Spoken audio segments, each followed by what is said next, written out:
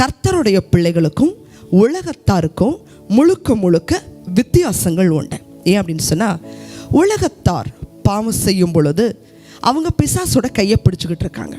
அப்போ அவனுக்கு தெரியும் அவங்க நரகத்துக்கு வந்துடுவாங்கன்னு சொல்லி இந்த காலகட்டங்களில் போராட்டங்கள் உபத்திரவங்கள் அவர்களுக்கு வருவது இல்லை. ஆனால் கர்த்தருடைய பிள்ளைகள் அப்படி இல்லை. அவங்களுக்கு பரலோகம் உண்டு. நமக்காக இயேசு கிறிஸ்து ரத்தம் சிந்திருக்கிறார். நம்மளுடைய பேர் ஜீவ புஸ்தகத்தில் எழுதப்பட்டிருக்கு. அதனால் உலகத்தாரை போல நம்மளுடைய வாழ்க்கை ஏனோ தானோன்னு சொல்லி வாழுகிற வாழ்க்கை இல்லை. அதனால் தேவன் நம்மளுடைய வாழ்க்கையில் நன்மைகளை எப்படி கொடுக்கிறார் அப்படின்னு சொன்னால், முதல் காரியம் ஏற்ற காலத்தை தேவன் வைத்திருக்கிறார்.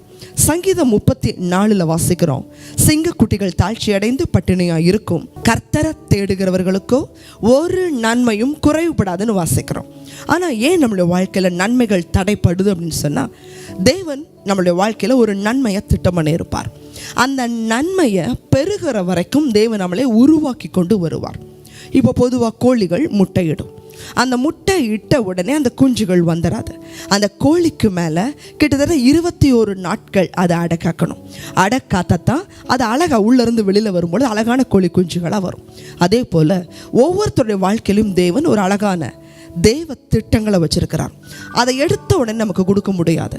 அதை தேவன் நம்மளை அநேக நாட்கள் பக்குவப்படுத்தி வேத வசனங்களை கொடுத்து, நமக்குள்ள தாழ்மையை கொடுத்து, நீதியை கொடுத்து, உண்மையை கொடுத்து, அந்த ஆசீர்வாதம் எப்போ நம்ம கையில் வருதோ அதை சரியாக நம்மளை தக்க வச்சுக்குவோம் அப்படிங்கிற மனப்பக்குவம் வந்ததுக்கு பிறகு தான் கொடுப்பார்.